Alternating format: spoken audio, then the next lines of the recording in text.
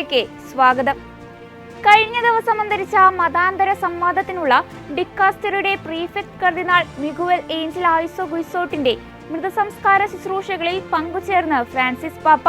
November 27 നടന്ന വത്തിക്കാനിലെ വിശുദ്ധ പത്രോസിന്റെ ബസിലിക്കയിൽ നടന്ന തിരുക്കർമ്മങ്ങളിൽ കർദിനാൾ സംഘത്തിന്റെ ഡീൻ കർദിനാൾ ജിയോവാനി ബത്തിസ്തെറി മുഖ്യ കാർമ്മികനായി.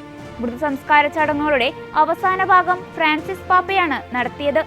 ജനതകളും മതങ്ങളും തമ്മിലുള്ള സാഹോദര്യം വളർത്തുക എന്ന ലക്ഷ്യത്തോടെ സൗമ്യതയോടും ജ്ഞാനത്തോടും കൂടി ദൈവസ്നേഹത്തിനെ സാക്ഷ്യം വഹിച്ചുകൊണ്ടാണ് അദ്ദേഹം ജീവിച്ചതെന്ന് പാപ്പ അനുസ്മരിച്ചു. റവന്യൂ അവകാശങ്ങൾ പുനഃസ്ഥാപിച്ചു കിട്ടുന്നതിനായി മുനമ്പം ജനത നടത്തുന്ന റിലേ നിരാഹാര സമരം 48ാം ദിനത്തിലേക്ക്. 47ാം ദിവസത്തെ സമരം വികാരി ഫാദർ ആന്റണി സേവ്യർ തറയിൽ CP ഉദ്ഘാടനം ചെയ്തു. 47ാം ദിവസം നിരാഹാരം അനുഷ്ഠിച്ചത് പ്രദേശവാസികളായ 20 പേരായിരുന്നു. സമരമുഖം പോരാട്ടത്തിന്റെ മൂല്യങ്ങൾ ഉൾക്കൊണ്ട് പൊരുതാനുള്ളതാണെന്ന് ഹോളി ഹോം കൂട്ടായ്മ ആനിമേറ്റർ ഫാദർ ഇമ്മാനുവൽ SJ പറഞ്ഞു.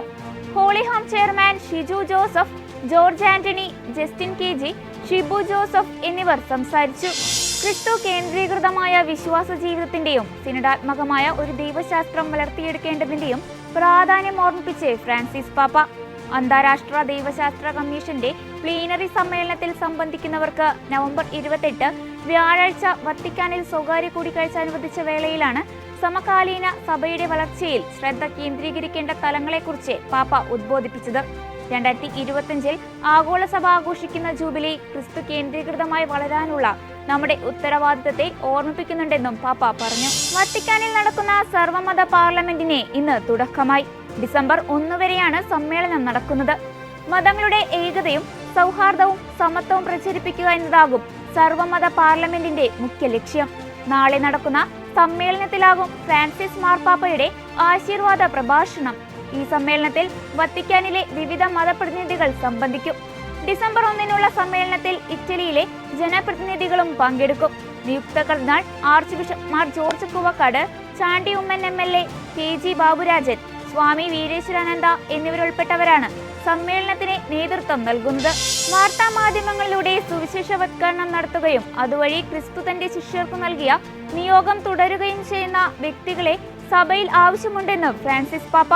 വടക്കേ അമേരിക്ക കേന്ദ്രീകരിച്ച് ക്രൈസ്തവ സന്ദേശങ്ങൾ ഉൾക്കൊള്ളുന്ന പരിപാടികൾ പ്രക്ഷേപണം ചെയ്യുന്ന ESNE ടെലിവിഷൻ ചാനൽ പ്രതിനിധി സംഘത്തിന് വത്തിക്കാനിൽ സ്വകാര്യ കൂടിക്കാഴ്ച അനുവദിച്ച വേളയിലാണ് വാർത്താ മാധ്യമങ്ങൾക്ക് സുവിശേഷ പ്രഘോഷണ രംഗത്തുള്ള പ്രാധാന്യം പാപ്പ ഓർമ്മിപ്പിച്ചത്.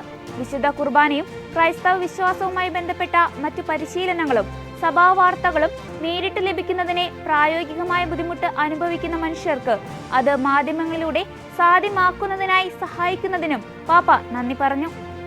ഇതോടെ ചർച്ച് അപ്ഡേറ്റ്സ് പൂർണ്ണമാകുന്നു. നന്ദി.